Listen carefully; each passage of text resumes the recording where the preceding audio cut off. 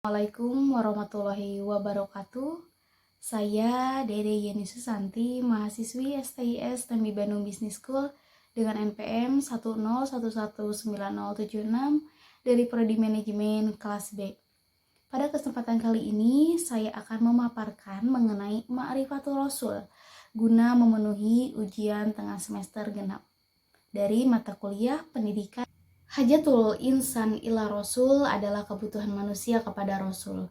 Setiap manusia diciptakan oleh Allah Subhanahu wa taala dengan fitrah, di mana manusia itu bersih, manusia itu suci dan mempunyai kecenderungan yang baik dan ke arah positif, yaitu ke arah Islam. Fitrah manusia diantaranya adalah mengakui kewujudan Allah Subhanahu wa taala sebagai pencipta. Dalam kebutuhan manusia pada Rasul ada beberapa hal yang perlu kita ketahui. Yang pertama adalah al-insan.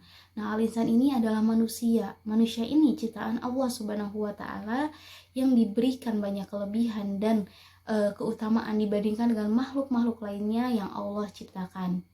Lalu dalam diri manusia itu terdapat fitrah. Nah, fitrah ini ada pada setiap diri manusia dan memang sudah sejak lahir fitrah itu ada.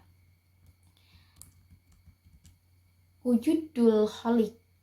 Wujudul Khaliq adalah kewujudan penciptaan, merupakan sesuatu yang tidak dapat diingkari. Manusia pada dasarnya mengakui perkara ini. Allah Subhanahu wa taala sebagai pencipta, yaitu Rob, di dalam Al-Qur'an diakui oleh orang-orang kafir sekalipun. Perjanjian manusia ketika di dalam rahim ibunya yang menyatakan bahwa alastu bi rabbikum qalu bala syahidna. Manusia menerima Allah sebagai Robnya. Begitupun ketika orang-orang kafir Quraisy ditanya berkaitan dengan penciptaan langit, bulan, bintang, dan sebagainya, maka dijawab Allah. Nah, hal ini menunjukkan bahwa Allah sebagai Rob yang diakui oleh manusia, tetapi tidak semuanya yang mengakui Allah sebagai Allah. Lalu ada ibadatul khaliq. Nah, ibadatul khaliq adalah manusia secara umum mendapat perintah dari Allah Subhanahu wa taala untuk mengabdi kepadanya. Pengabdian kepada Allah adalah sebagai hasil dan akibat dari pengakuan kita kepada Allah sebagai pencipta. Mengakui pencipta berarti mengakui apa yang disampaikannya, menerima arahannya, menjalankan undang-undangnya, dan sebagainya. Nah, usaha-usaha ini adalah bagian dari bentuk pengabdian kita kepada Allah Subhanahu wa taala. Lalu poin selanjutnya adalah hayatul munadoma. Petunjuk dari Allah adalah untuk memandu manusia ke arah yang lebih baik. Pengertian kepemimpinan, nah menurut Aunur Rahim dapat dibagi ke dalam dua kategori. Yang pertama yaitu spiritual dan yang kedua adalah empiris. Dalam pengertian spiritual, kepemimpinan Islam secara mutlak berasal dari Allah Subhanahu wa taala. Konsep kepemimpinan dalam Islam berasal dari doktrin tauhid dan dimulai oleh Muhammad SAW itu sendiri. Lalu poin selanjutnya adalah hidayatul rasul. Jika kita hendak mengikuti perintah Allah, maka kita mesti mengikuti perintah Rasul juga kan. Nah, apabila kita ingin mengasihi Allah, maka kita perlu petunjuk Rasul. Kaidah ini adalah kaidah yang robani, dibawa oleh Islam. Oleh karena itu, syahadatain pun terdiri dari pengakuan kepada dua, yaitu Allah dan Rasulnya. Mengikuti petunjuk Rasul berarti kita mengikuti jalan agama Allah yang mempunyai langit dan apa yang ada di bumi. Dalam Al-Quran, Allah berfirman yang tentu saja ini membahas mengenai tentang akhlak, yang bunyinya sebagai berikut. A'udzu billahi minasyaitonir rajim. Bismillahirrahmanirrahim. Laqad ja'akum rasulun min anfusikum azizun alaihi ma'anittum harisun alaikum bi'al mu'minina raufur rahim. Fa in tawallaw faqul hasbiyallahu la ilaha illahu la ilaha illahu wa alaihi tawakkaltu wa huwa rabbul arsil adim. Yang artinya, sesungguhnya telah datang kepada kalian seorang Rasul dari kalian sendiri. Berat rasa olehnya penderitaan kalian, sangat menginginkan keamanan dan keselamatan bagi kalian.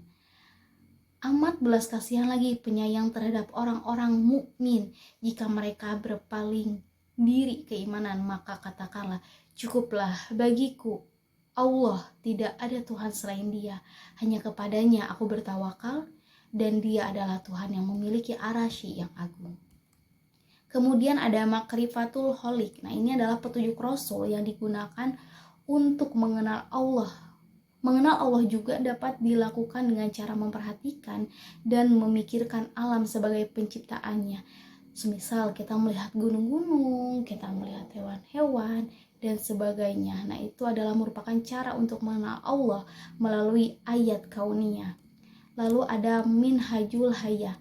Nah, petunjuk Rasul juga digunakan untuk mengamalkan Islam yang benar dan yang diridhoi oleh Allah Subhanahu wa taala. Lalu ada ibadatul shohih. Nah, ini adalah ibadah shohih. Adalah ibadah yang menyembah Allah dengan panduan mengikuti Rasul sebagai penerima wahyu dari Allah yang harus kita ikuti dan sebagai keperluan bagi kita untuk menjadikan sebagai contoh dan petunjuk dalam menjalankan ibadah yang benar. Marifatul Rasul, yaitu mengenal hakikat Rasul. Ada abid min ibadillah, hamba diantaranya hamba-hamba Allah. Rasul Muhammad SAW adalah sebagai hamba dan manusia biasa juga, yang dimana beliau itu makan, beliau itu minum, beliau pergi ke pasar, beliau mempunyai istri, beliau melakukan perniagaan atau jual beli, sebagai manusia lainnya melaksanakan keperluannya. Dalam hal ini ada beberapa hal yang perlu kita ketahui.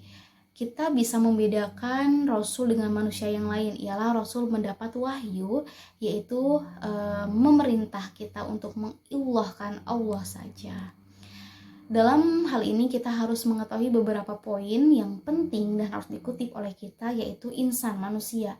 Rasul sebagai manusia digambarkan makan, seperti yang sudah tadi saya sampaikan di awal, bahwa beliau makan, bahwa beliau pergi ke pasar, bahwa beliau melakukan segala aktivitas seperti manusia pada umumnya.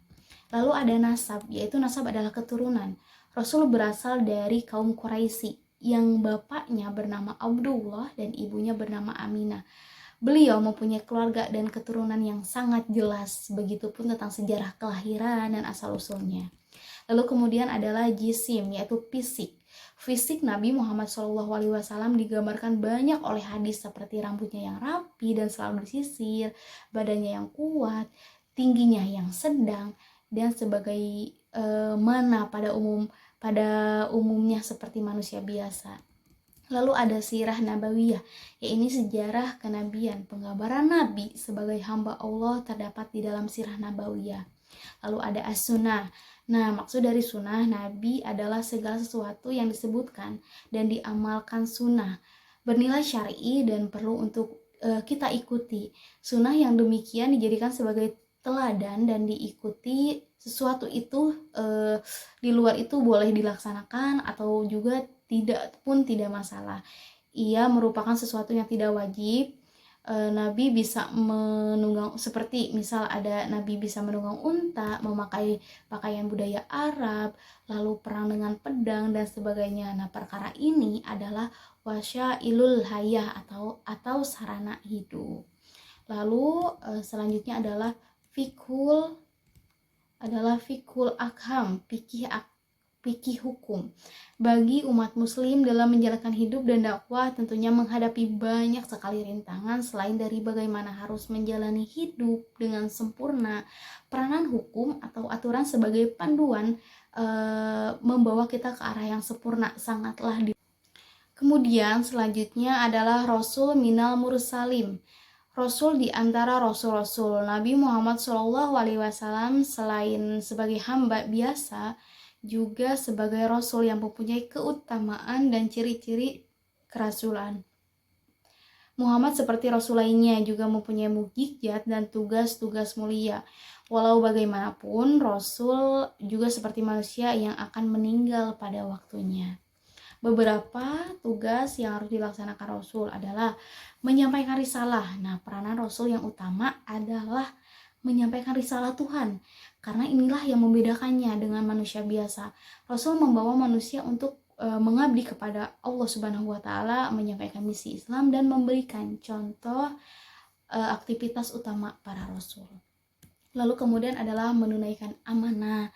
Rasul telah menunaikan amanahnya sebagai rasul, yaitu menyampaikan risalah kepada manusia, menunaikan amanah dan tugas menyampaikan misi ini merupakan peranan Rasul. Bukti bahwa Rasul telah menunaikan amanah ini adalah pengikut-pengikutnya yang setia dan menyebarkan dakwah kepada umat lainnya.